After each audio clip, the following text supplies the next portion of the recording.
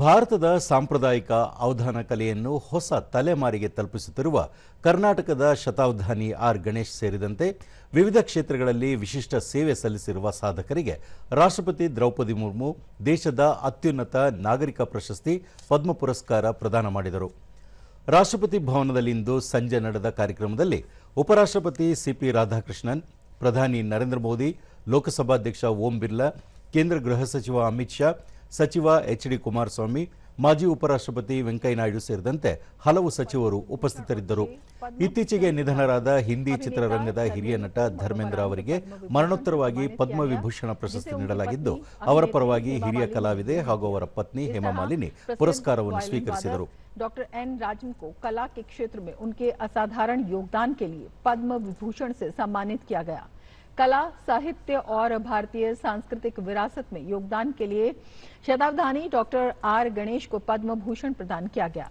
ಉತ್ತರ ಪ್ರದೇಶದ ಕಲಾವಿದೆ ಎನ್ ರಾಜಂ ಅವರಿಗೆ ಪದ್ಮ ವಿಭೂಷಣವನ್ನು ಪ್ರದಾನ ಮಾಡಲಾಯಿತು.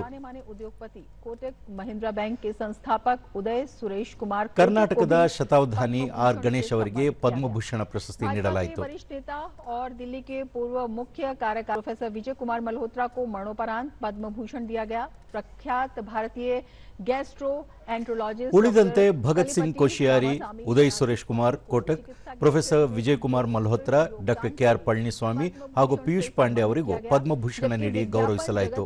दिग्गज डॉक्टर पीयूष पांडे को मरणोपरांत पद्म भूषण से सम्मानित किया गया.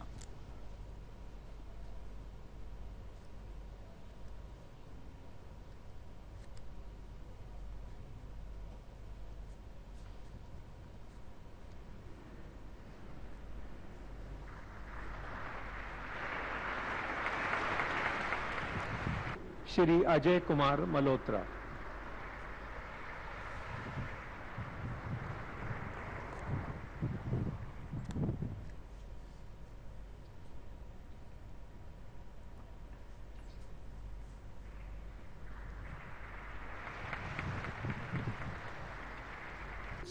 गैस्ट्रोएंट्रोलॉजी.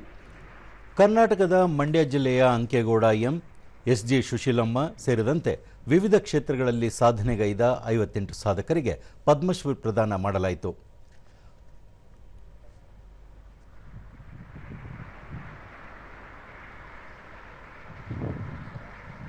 विज्ञापन उनकी पत्नी श्रीमती नीता जोशी,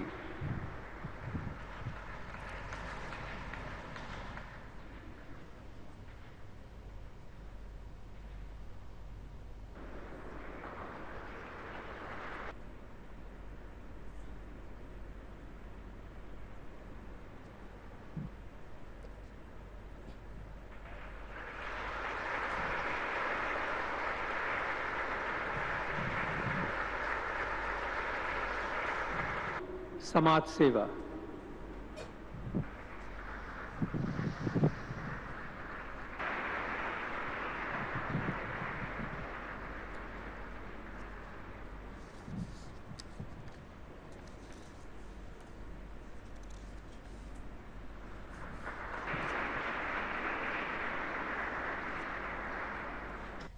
ಪ್ರಸಕ್ತ 2026ನೇ ಸಾಲಿನಲ್ಲಿ ಘೋಷಿಸಲಾಗಿದ್ದ ಒಟ್ಟು 131 ಪದ್ಮ ಪುರಸ್ಕಾರಗಳ ಪೈಕಿ 66 ಪುರಸ್ಕಾರಗಳನ್ನು ಇಂದು ಪ್ರದಾನ ಮಾಡಲಾಯಿತು.